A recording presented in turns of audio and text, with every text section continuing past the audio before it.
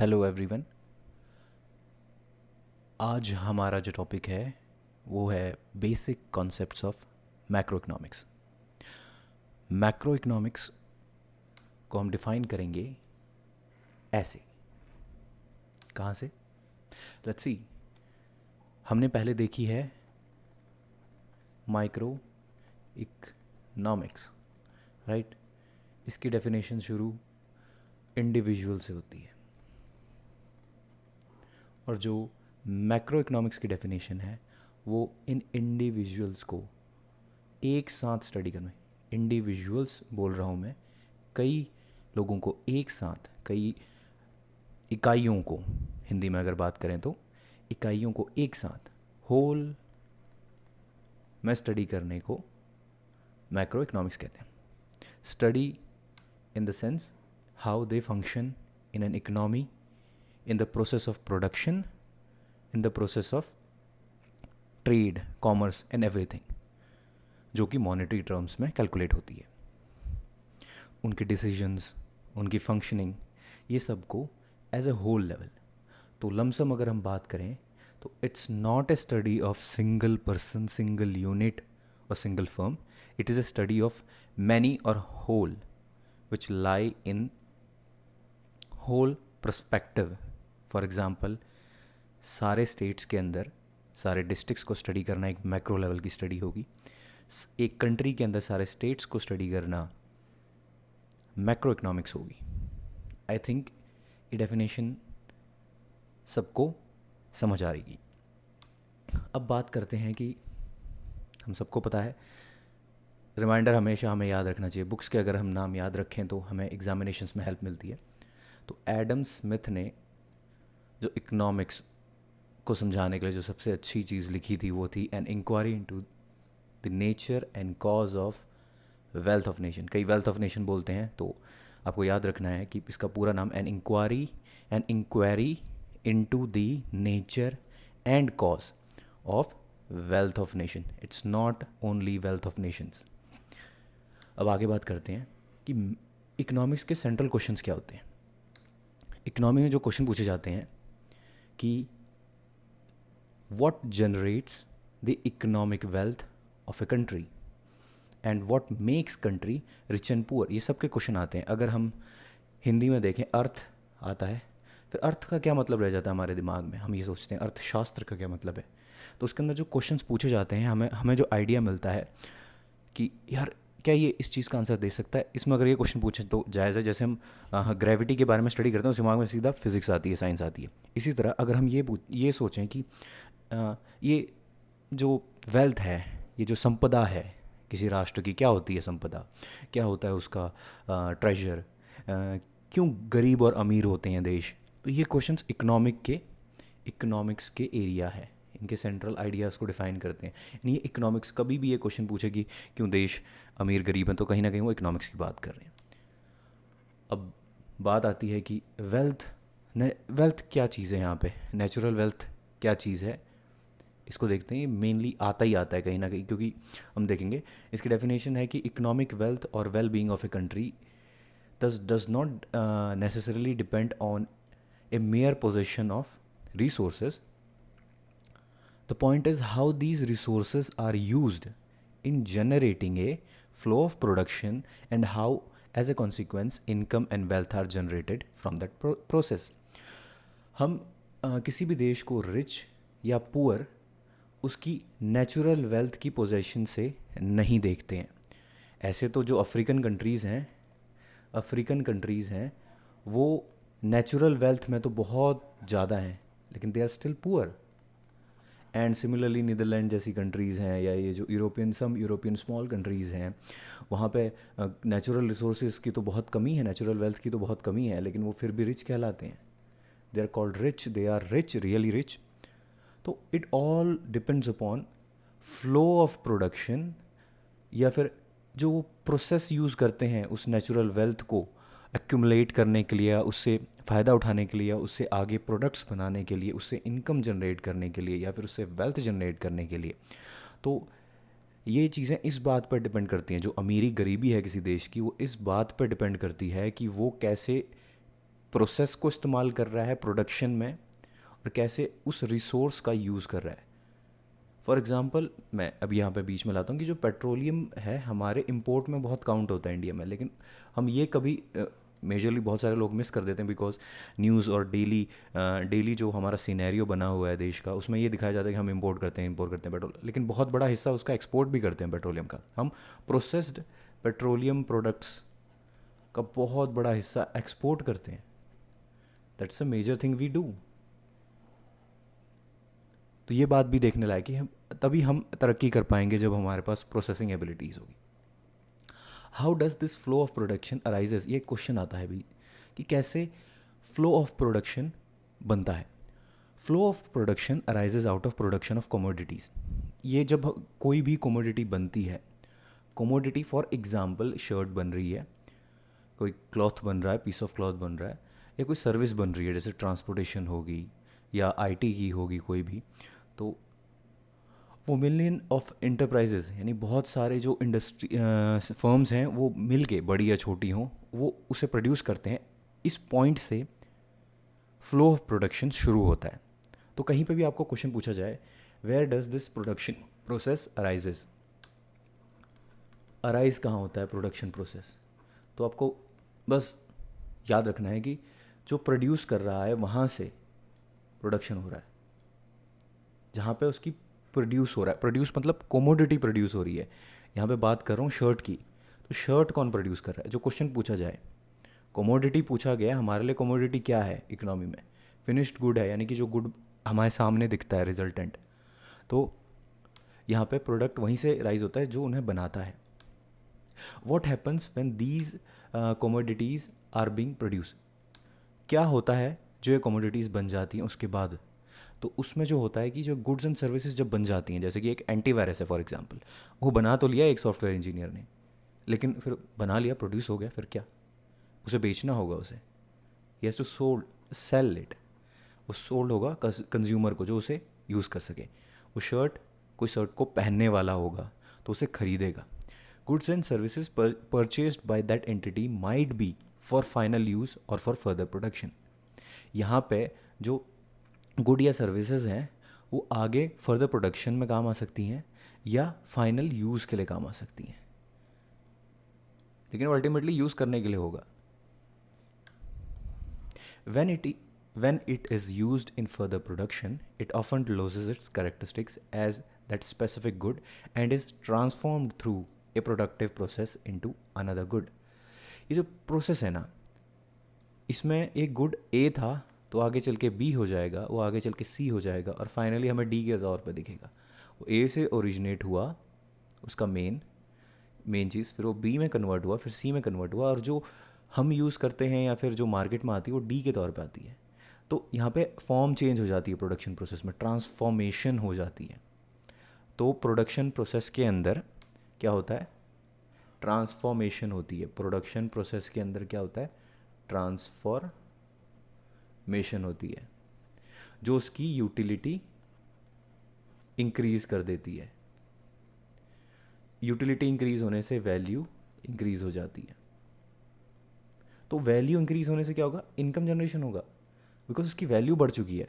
अब एक प्रोडक्ट जो ए से सी पर आया बी प्रोसेस से होते हुए, तो वो जो सी पॉइंट पर आया उसकी कंपैरेटिव वैल्यू ए से, ये वन यूनिट इसकी और इसकी 1 यूनिट में there may be difference of 5 times. तो 5 टाइम्स ये 1 यूनिट 5 टाइम्स की वैल्यू होगी, तो वैल्यू इंक्रीज़ होगी, हमारे पास एक वेल्थ जनरेशन हो गया। अगर आप देखो यहाँ पे दिस पॉइंट, तो एग्जांपल से समझाएंगे कॉटन के, कपड़ों के। बहुत क्लासिकल एग्जांपल है, कॉटन खेत में होता है, उसे स्पिनिंग मिल में भेजा जाता है, तो रॉ जो कॉटन होता है वो ट्रांसफॉर्म होता है किस में, ट्रांसफॉर्मेशन आ गई यार्न में। कहाँ से, फार्मर से। फार्मर से शुरू हुआ कॉटन, स्पिनिंग मिल में गया, स्पिनिंग मिल से जो रॉ कॉटन था वो ट्रांसफॉर्म होके यार्न में बदल गया, और ये यार्न आगे टेक्सटाइल मिल के पास गया। इस टेक्सटाइल मिल में क्या हुआ, प्रोडक्टिव प्रोसेस के थ्रू प्रोडक्टिव प्रोसेस के थ्रू ये ट्रांसफॉर्म हो गया किस में, क्लॉथ के अंदर। अल्टीमेट रिजल्ट, फार्मर के पास क्या था, एक कॉटन का एक सिंपल जो सीड कॉटन होता है जिसके बाहर से वो रुई सी दिखती है, वो सफ़ेद कलर की, वो चीज़ थी फार्मर के पास। उसने आगे स्पिनिंग मिल को सेल किया, स्पिनिंग मिल ने अपना यार्न जो बनाया वो टेक्सटाइल मिल को दिया, और टेक्सटाइल मिल ने उसे क्लॉथ में कन्वर्ट कर दिया through another productive process into an article.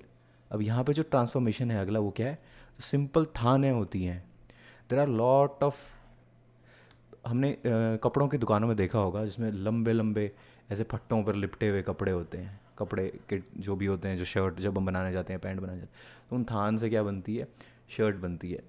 मैं इतना अच्छा आर्टिस्ट हूँ नहीं, शर्ट बनती है, टी शर्ट बनती है, जो भी बनती है, तो ये ट्रांसफॉर्म होगी, तो हमारा फाइनल प्रोडक्ट शर्ट हुआ, हमने उसे यूज़ किया। अब ये शर्ट को ना, यहाँ पे एक पॉइंट देखने वाली बात है, जो फाइनल यूज़ वाली जो बात मैं कह रहा हूँ यहाँ पे, वो ये है कि वो आगे पास नहीं होगा, विल नॉट पास थ्रू। जो फाइनल प्रोडक्ट डी बना है यहाँ पे, शर्ट जो बना है वो आगे और यूज़ नहीं आएगा। पोछे में यूज़ करने वाली बात नहीं कर रहा मैं यहाँ पे इसे यूज़ करेगा कस्टमर, ख़रीदेगा, और इसे फिर आगे चेंज नहीं होगा शर्ट की फॉर्म कभी भी। इसमें कोई और प्रोसेस ऐड नहीं हो सकता, इसमें और कोई मेथड नहीं लगाया जा सकता जिससे इसे किसी और चीज़ में कन्वर्ट किया जा सके। तो यहाँ पे हमें क्या पता चला कि एक तो हमारे पास प्रोडक्शन प्रोसेस है, प्रोडक्शन प्रोसेस है, और साथ में क्या है, प्रोडक्शन प्रोसेस के साथ हमारे पास क्या है, प्रोडक्शन प्रोसेस के साथ क्या है, ट्रांसफॉर्मेशन है, ट्रांसफॉर्मेशन है, और तीसरी चीज़ हमने देखी फाइनल गुड। फाइनल गुड जो है हमारा, जो कि आगे ट्रांसफॉर्म नहीं होता है, नो ट्रांसफॉर्मेशन अकर्स। तो ये तीन चीज़ें हमें यहाँ से पता चलती हैं। अब आगे देखते हैं, why do we call it a final good या प्रोडक्ट या कमोडिटी। हम उसे फाइनल ही क्यों कहते हैं, because once it has been sold it passes out of active economic flow. मतलब एक बार शर्ट बिक गई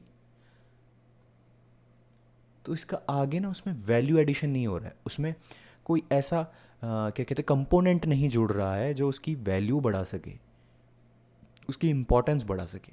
it will always remain shirt, चाहे आप उसे कितनी बार भी बेच लो।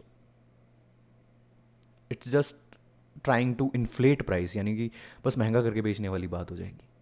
कुछ नहीं हुआ है वहाँ पे, कोई वैल्यू नहीं ऐड हुई है, हमारे मतलब की कोई चीज़ नहीं हुई वहाँ पे, कोई ट्रांसफॉर्मेशन नहीं होता फाइनल गुड के अंदर किसी भी प्रोड्यूसर के थ्रू, वो अपने आप को प्रोड्यूसर बोले ना बोले, फॉर एग्जांपल। हाँ, लेकिन जब कई बार कई कमोडिटीज़ के अंदर ये पॉइंट आउट करने वाली बात है कि कंजम्पशन के लिए फाइनल गुड ट्रांसफॉर्म किया जा सकता है, कहलाएगा वो final good he. For example tea leaves, बहुत अच्छा एग्जांपल है।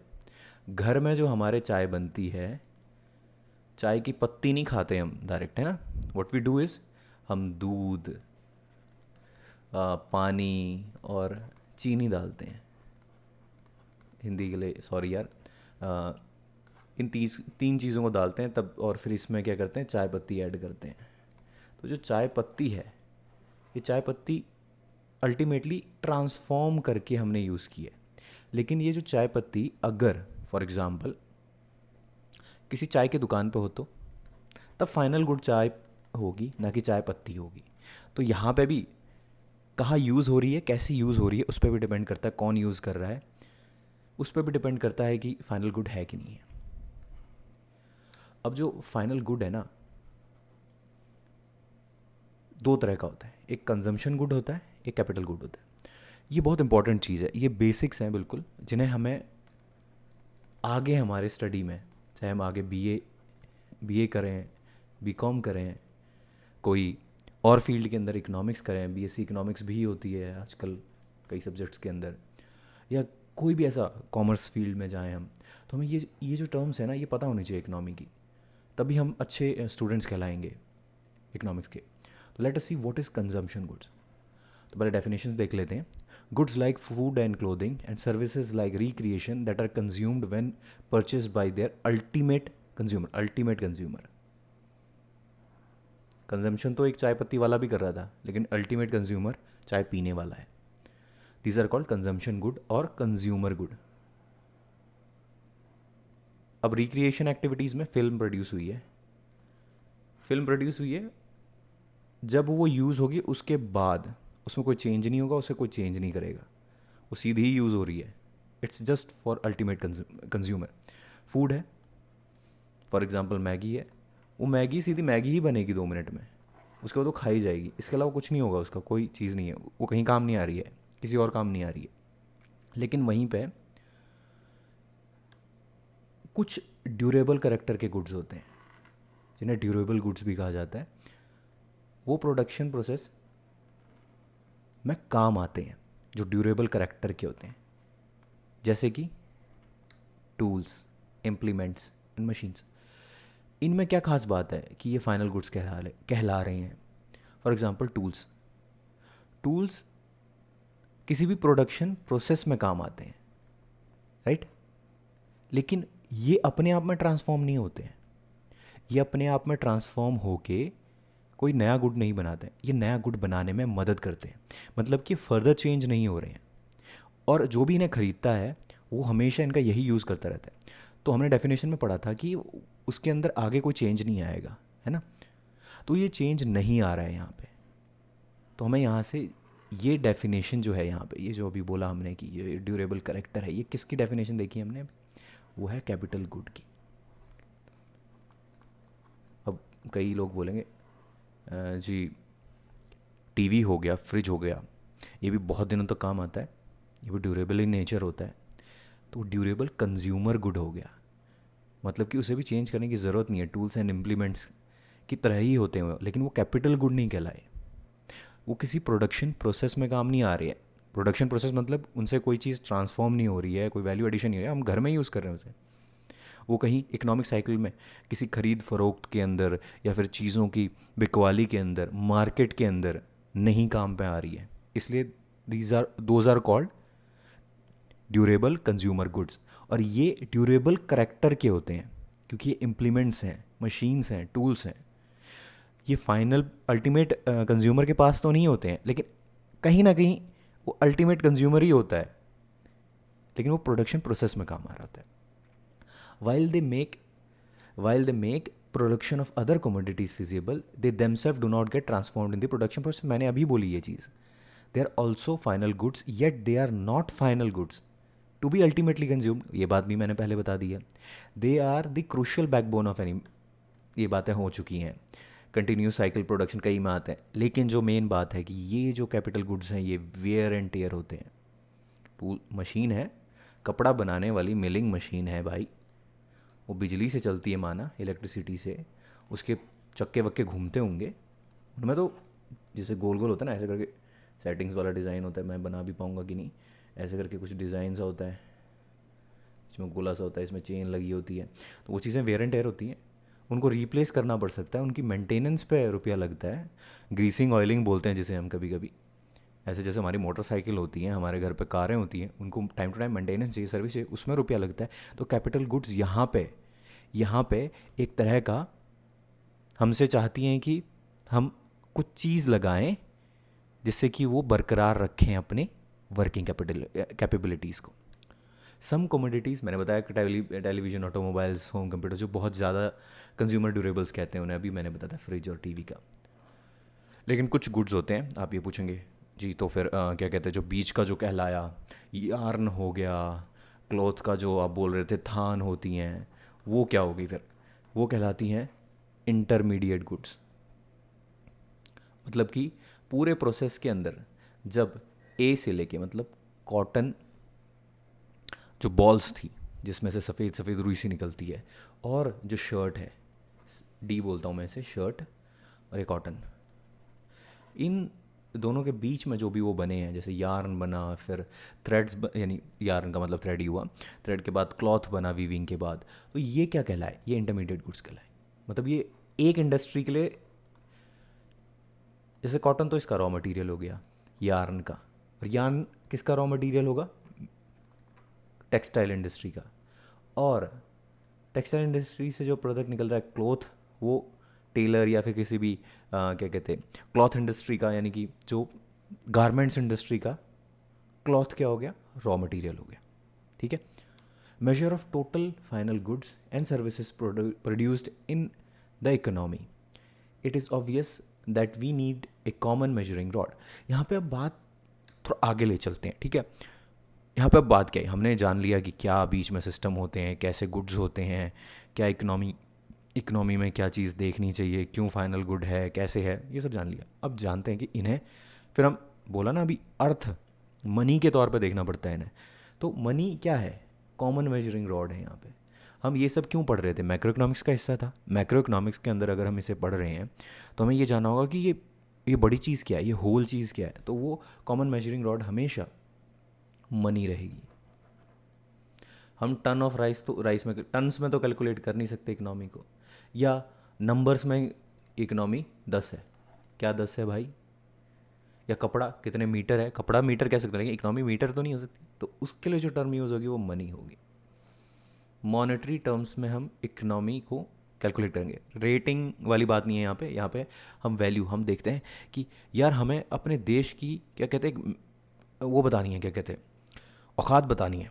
हम 5 ट्रिलियन की इकनॉमी है या हम 2.5 ट्रिलियन की इकनॉमी है, 2.5 ट्रिलियन, तो वो ट्रिलियन मनी है, ठीक है। तो हम देखते हैं sum total of the monetary value of these diverse commodities gives us a measure of final output.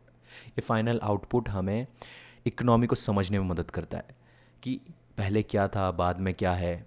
हमें पता चलता है हम प्रोग्रेस कर रहे हैं, नीचे की तरफ आ रहे हैं। अब यहाँ पे प्रॉब्लम आती है, एक बहुत तगड़ी सी प्रॉब्लम होती है। हमें जानना होगा उस प्रॉब्लम को, एरर को, उस परेशानी को जो हम इसमें फेस करेंगे। वो है डबल काउंटिंग। जो इंटरमीडिएट गुड्स हैं, अगर ए को भी कैलकुलेट करें, बी को भी कैलकुलेट करें, सी को भी, और फाइनल गुड डी को भी, तो हमारे पास तो ये इसमें यूज़ हो रहा है, तो यहाँ ए और बी कैलकुलेट हो रहे हैं। ये इसमें यूज़ हो रहा है बी, तो ए बी तो ऑलरेडी इंक्लूड था, और सी भी कैलकुलेट हो रहा है, और सी डी के लिए यूज़ होता है। तो सी के अंदर ए बी सी डी इन तीनों की वैल्यू कैलकुलेट हो रही है। भाई डी में जाके तो 4 बार काउंट हो गया, मामला तो गड़बड़ हो गया यहाँ पे। तो इस गड़बड़ को क्या कहते हैं, ये डबल काउंटिंग, ठीक है। अब बात करते हैं, अब हम चीज़ें बोलेंगे, बात करेंगे, तो उससे पहले हम जान लेते हैं कि उन चीज़ों को बोलना कैसे है, समझना कैसे है। इस पॉइंट पर यह ज़रूरी है कि हम स्टॉक और फ्लो को जान लें। स्टॉक क्या भला है और फ्लो क्या भला है। तो जो फ्लो है और जो स्टॉक है, सिंपल रखेंगे हम, टू द पॉइंट, ठीक है। क्वेश्चन पूछना, आपको कोई टर्म आए, कोई क्वेश्चन आए, क्वेश्चन क्या पूछना है, क्या वो पीरियड ऑफ टाइम है या वो पॉइंट ऑफ टाइम है। ये पीरियड हो गया एन और एम के बीच, और point of time Q. Simple सा है। एन और एम मतलब 10 तारीख से 20 तारीख, और ये 25 तारीख टाइम है। ये मैंने डेट लिख रही है, किसी भी टाइम पे होंगी, चाहे वो ये बोले कि 1st ईयर से 5th ईयर, यहाँ पे होगा 1st ईयर में पॉइंट ऑफ टाइम। तो फ्लो क्या हुआ, फ्लो हुआ जो एक पीरियड ऑफ टाइम में हो। स्टॉक वो होगा जो पॉइंट ऑफ टाइम हो। It is as simple as it is written. इससे कॉम्प्लिकेट करने की ज़रूरत नहीं है। सेकेंड थिंग, अब सामने क्वेश्चन है, पीरियड ऑफ टाइम और स्टॉक तो पढ़ लिया। अब मैंने यहाँ पे जो अगला पॉइंट लिखा है, change in stock over a specific period of time, मतलब कि हमने स्टॉक को चेंज करते हुए दिखा दिया। हमने बोला हमारा स्टॉक चेंज हो रहा है इस टाइम से इस टाइम, तो अपने आप ही फ्लो बन जाएगा। मतलब पीरियड ऑफ टाइम की बात चल रही है यहाँ पे। स्टॉक दिखा रहे हैं हम 4 साल का, और बोले इससे लेके इस तक ऐसा है, वैसा है, इतना हुआ है, ये हुआ है, तो वो अपने आप फ्लो बन गया। Never confuse in these terms. सीधी और सरल बात है, स्टॉक को फ्लो में कन्वर्ट किया जा सकता है, डोंट गेट कन्फ्यूज। लेकिन फ्लो को स्टॉक में डायरेक्टली कन्वर्ट नहीं किया जा सकता है। Let me be clear. ये बुक्स में है, ये आपको हर जगह मिल जाएगा, it's an easy way. Next thing जो मैं आपको ये चीज़ ईजिली हमारी एनसीईआरटी की बुक में है। हम किसी भी इंटेलेक्चुअल बंदे से अगर डिफ़ाइन करने की कोशिश करेंगे, किसी भी इंटेलेक्चुअल बंदे से पूछेंगे यार इसे डिफ़ाइन कर दो, तो ऐसे ही डिफ़ाइन करेगा। लेट अस सी। टैंक है, नलका है, पानी बह रहा है, ये फिर से टैंक है, ये पानी भरा हुआ है। ये बहते हुए पानी को, थोड़ा पानी भरा हुआ है इसमें भी, इस बहते हुए पानी को फ्लो कहेंगे, ये आपको भी पता है। और इस खड़े पानी को बताने के लिए इसमें कितना पानी है, कितना पानी है स्टॉक हो गया, इसमें उस एक ही पॉइंट की बात हो रही, कितना इस टाइम से लेके उस टाइम तक कितना पानी है, तो मतलब वो घट रहा है, वहाँ पे फ्लो हो जाएगा अपने आप ही। यूज़ हो रहा है तो, नहीं हो रहा है तो स्टॉक ही रहेगा। और यहाँ पे फ्लो क्या है, ये टंकी कितनी देर में भर जाएगी, कितनी देर में, कितनी देर में, एक पॉइंट से दूसरे पॉइंट तक वो फ्लो हो गया। 1 बजे से 2 बजे के बीच में पानी की टंकी, पानी आ रहा है हमारा, टंकी में पानी भर रहा है, तो फ्लो कॉन्सेप्ट है, फ्लो हो रहा है। यहाँ पे फ्लो नहीं है, दैट्स इट, इतना ईजी है गाइज। अब बात करते हैं कि इन्वेस्टमेंट, जो बार बार इन्वेस्टमेंट आती है, वर्ड इन्वेस्टमेंट आता है, ये कहाँ से आता है भाई? इन्वेस्टमेंट का मतलब क्या है? ये शेयर मार्केट में लगा दिया रुपये, ये है? नहीं भाई, शेयर मार्केट वाली इन्वेस्टमेंट दूसरी चीज़ है, और जो हम इकोनॉमिक्स में बात करते हैं वो इन्वेस्टमेंट दूसरी है। जो भी चीज़ कैपिटल गुड्स को ख़रीदने के लिए काम आए, जो भी रुपया गवर्नमेंट कैपिटल गुड्स नए ले या पुराने को मेंटेन करे, उसे हम कहते हैं इन्वेस्टमेंट। और जो करंट आउटपुट का बहुत बड़ा हिस्सा है वो कैपिटल गुड्स को जाता है, उसमें भी उस कैपिटल गुड के अंदर भी बहुत बड़ा हिस्सा एग्जिस्टिंग स्टॉक को मेंटेन या रिप्लेस करने के काम आता है। लेट मी बी क्लियर, जो करंट आउटपुट चल रहा होता है, जो भी बजट बनता है, जो भी चीज़ें लगाई जाती हैं रुपये की, वो ज़्यादा ख़रीदारी में नहीं लगता है गवर्नमेंट की, वो ज़्यादातर कैपिटल गुड्स में लगता है। फॉर एग्जांपल, डिफेंस का एक तोप है, तोप को चलाने के लिए आपको उसकी मेंटेनेंस करनी होगी। एक गन है, आर्टिलरी गन, तो उस आर्टिलरी गन को मेंटेनेंस की ज़रूरत होगी। वो 30 साल में रिटायर हो रही है, तो 30 साल तक वो, पहले दिन लगा दिए रुपये, आपने ख़रीद ली, वो चलती रहेगी 30 साल? नहीं, it has to be maintain, उसके सेल्स खरीदने होंगे, उसके आर्सेनल खरीदना होगा उसके लिए। तो ये यहाँ पर डिफाइन करता है कि गवर्नमेंट जो रुपया लगाती है उसमें जो इन्वेस्टमेंट वर्ड आता है वो कैपिटल गुड्स के लिए आता है। Already existing capital stock suffers wear and tear, पहले भी बात कर चुके हैं, कैपिटल गुड्स को वेयर एंड टेयर होता है, needs for maintenance and replacement. तो net investment is equal to gross investment minus depreciation. तो नया शब्द आ गया है, depreciation is an degradation in the value of a capital good or a good which is used in production or whatever it is. Okay, degradation in the value. Depreciation is an accounting concept, यानी ये accounting concept है, इसका कोई normal तरीके से कोई लेना देना नहीं है। ये सिर्फ जब हम कैलकुलेशंस करेंगे, जब हम वही खाते की बात करेंगे, मतलब कि देश में कितना रुपया बन रहा है, तो उसमें डेप्रिशिएशन काम आएगा। हमारे क्या कहते हैं, देश की अगर हम वैल्यू देखने जा रहे हैं, हमारे देश की वैल्यू क्या है, फॉर एग्जांपल जीडीपी, अभी बता रहा हूँ, आगे हम डिस्कस करेंगे इसको, तो वहाँ पे डेप्रिशिएशन काउंट होता है। No real expenditure may have actually been incurred each year yet depreciation is annually accounted for. मतलब कि डेप्रिशिएशन कुछ हो ना हो, कोई रुपया लगा हो ना हो कहीं पे, लेकिन आपका रुपया फिर भी लगता है डेप्रिशिएशन के अंदर, जाता है रुपया किस पोर्शन के अंदर, अकाउंट्स के डेप्रिशिएशन के अंदर, क्योंकि आपकी चीज़ की वैल्यू घटती जाती है।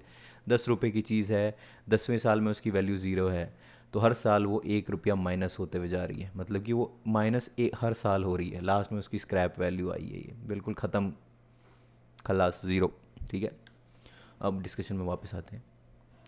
Purchase of consumer good depends on the capacity. यहाँ तक हमने डेप्रिशिएशन, कुछ कॉन्सेप्ट बड़े जो आगे आएंगे, है ना, बार बार यूज़ होते हैं। तो अब बात करते हैं, जो हमने कंज्यूमर गुड्स और वो फाइनल गुड्स की बात की थी।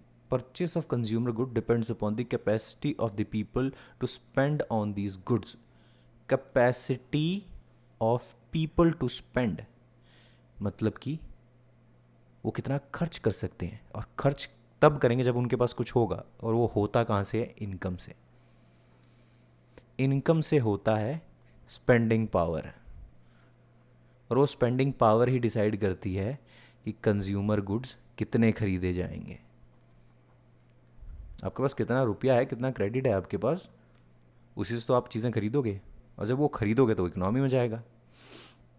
तो total production of final goods can thus be either in the form of consumption और इन्वेस्टमेंट। जो total production of final goods होते हैं वो या तो कैपिटल गुड्स के तौर पे जाते हैं, कैपिटल गुड्स होंगे या कंज्यूमर गुड्स होंगे, या इन्वेस्टमेंट का मतलब कैपिटल, कैपिटल गुड्स, और कंजम्पशन का मतलब कंज्यूमर गुड्स। ये अल्टीमेट कंज्यूमर वाली है, ये मशीन, इम्प्लीमेंट टूल्स वगैरह वगैरह। We have already discussed about the one's ability to buy commodity comes from the income one earns.